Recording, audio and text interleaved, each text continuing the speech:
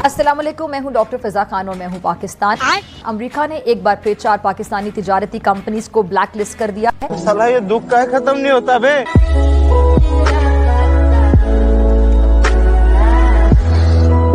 America ने पाकिस्तान के ballistic missile programme पर मजीद पाबंदियां आयद कर दी हैं। वाह भाई वाह। इंडिया की बात की जाए तो वो एक पावरफुल स्टेट है, डेवलपिंग कंट्री है और जो बहुत अच्छे तरीके से डेवलप हो रहा है हर फील्ड में। ठीक है, तो इस हवाले और फिर देखें चाइना पड़ता है एशिया में।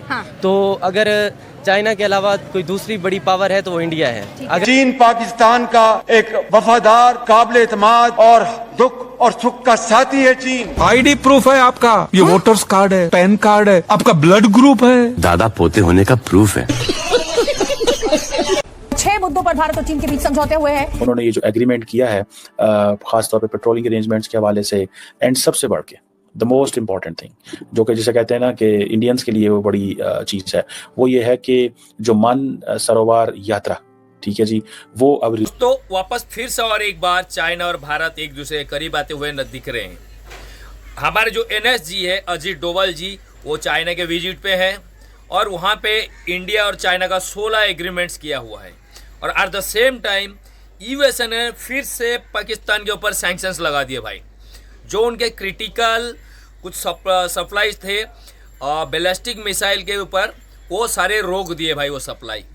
आज पाकिस्तान मीडिया पे और वहाँ का पब्लिक का क्या राय है, कैसे भारत और चाइना करीब आ रही है और कैसे अमेरिका उनसे दुश्मनी कर रहा है, ये चीज़ के ऊपर चर्चा कर रहे हैं। पाबंदियों के इस अमरीकी फैसले को पाकिस्तान ने जानिबदाराना करार देते हुए मुस्तरद कर दिया है। अब ये सौदा करने के लिए कि हम अपना एटमी निजाम खुद ही खत्म कर दें, ये तो मुमकिन नहीं है। बहाना ये होगा कि अमेरिका ने पाबंदियां लगा दी इसलिए हमारे मिसाइलों के पुर्जे ही खत्म हो गए। जैसे बाजवा ने नहीं कहा था हमारे टैंकों को जंग लगा हुआ है, हमारे पास तो डीजल ही नहीं है टैंकों में डालने के लिए, हम तो लड़ ही नहीं सकते। ये बयानिया तब था। अब ये कहेंगे कि हमारे मिसाइल भी चलने के काबिल नहीं है क्योंकि उसके पुर्जे जो होते हैं पाबंदियां लग गई हैं कंपनियों पे। अपनी खुद चड्डी फाड़ कर अपनी आंखों के सामने रखकर जियो रो रहा है। दफ्तर खारजा का कहना है कि ये फैसला खित्ते में फौजी अदम तवाजुन में इजाफे का सबब बनेगा। और शहबाज शरीफ पाकिस्तान का वो खुशनसीब बंदा है जिसको पाकिस्तान में शानो शौकत मिली, बिना चुनाव के सत्ता मिली, यहाँ तक कि बीवियां भी इतनी मिली जितनी लोगों को भंडारे में पूरियां तक नहीं मिलती।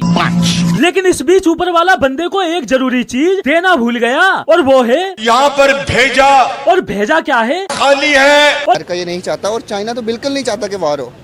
इंडिया का चाइना के साथ सीधा बॉर्डर इशू है 2 जगहों पे, अक्साई चीन में भी है और इधर कश्मीर वाली साइड पे भी है। तो पहला तो नहीं, तिब्बत वाली तो बात अलग आ गई ना, वो तो तिब्बत पे कंट्रोल कर लिया चाइना ने। अक्साई चीन में भी है और ये इस साइड पे भी है अरुणाचल प्रदेश। ठीक है, अब ये 2 इश्यूज आ गए। इंडिया के ऑलरेडी एग्जिस्ट करते हैं चाइना के साथ, शुरू से पंगा चल रहा है। अब इंडिया है दुनिया की सबसे ज़्यादा पावरफुल पॉपुलेशन वाइज ना, 140 करोड़ से ज़्यादा पॉपुलेशन है। इतनी बड़ी मार्केट है ना ग्लोबली। अमेरिका चाहता है कि इंडिया के साथ फ्री ट्रेड एग्रीमेंट हो, मार्केट बहुत बड़ी है, बहुत ज़्यादा उनके प्रोडक्ट। माजी में ये सब होता आ रहा है कि पाकिस्तान सिर्फ एक दुश्मनी का फ़ायदा उठाता है भाई। कई बार USA को डर दिखाता है चाइना का, कई बार चाइना को डर दिखाता है भारत का। और इन दोनों की दुश्मनी में चाइना और इंडिया प्लस चाइना और USA, इन लोगों की दुश्मनी का फ़ायदा उठा रहा था पाकिस्तान। जब से भारत के इस गेम में एंट्री हुआ है भाई, उनकी कमाई बंद हो गई। ऐसे ये दिल के रिश्ते ओ नन्हे से फरिश्ते। वाह वाह का आवाज है, वाह। I love you, I love you, I love you.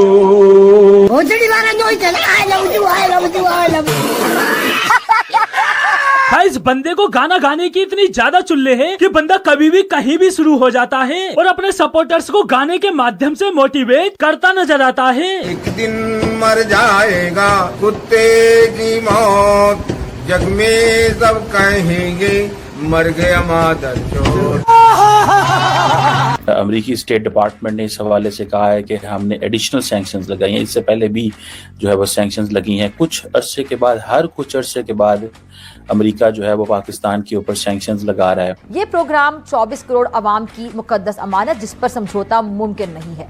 माजी में भी शुबहात की बुनियाद पर बिना किसी सबूत के तिजारती इदारों पर पाबंदियां लगाई गई हैं। वो ये कहते रहे कि पाकिस्तान के पास ये कैपेसिटी है कि पाकिस्तान इसराइल तक को हिट कर सकता है या इंडिया के आखिरी कोने तक जो है वो हिट कर सकता है।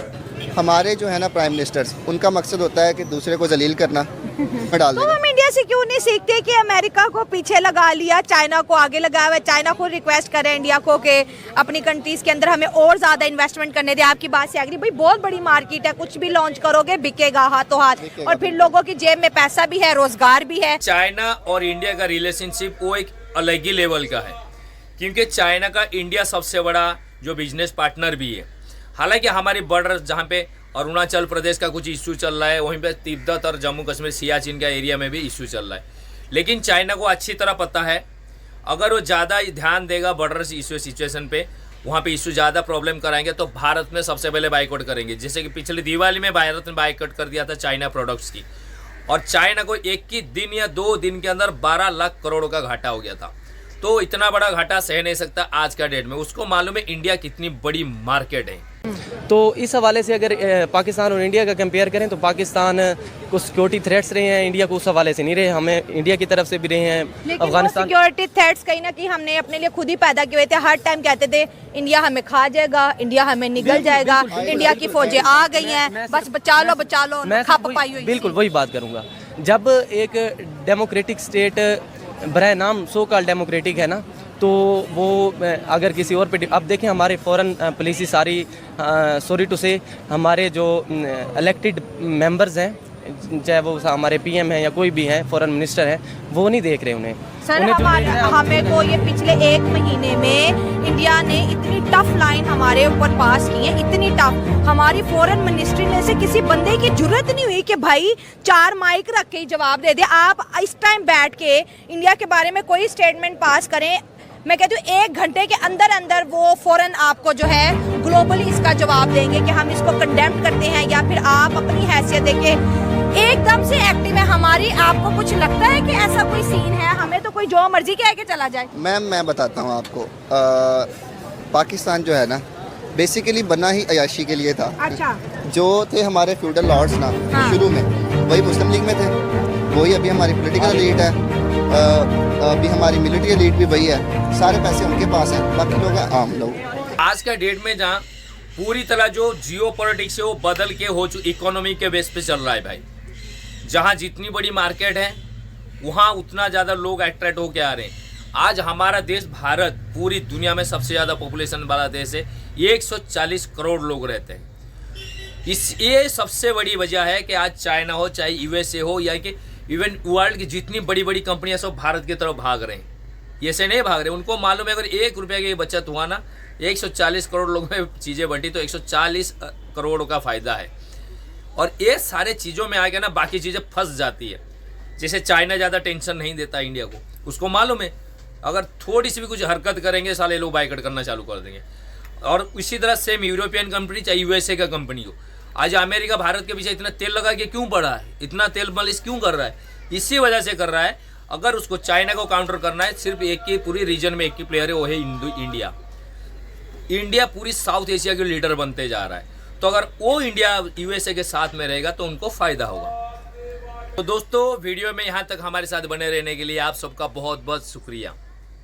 आपको कैसी लगी ये वीडियो आप जरूर कमेंट करके बताइए। भले अच्छे लगे या ना लगे, लेकिन अगर कोई चीज़ गलत लग रहा है, कुछ हम गलत कर रहे हैं तो इसको जरूर मेंशन कीजिए, ताकि हम आने वाले हमारी वीडियो में हम अपनी गलतियां सुधार पाएं।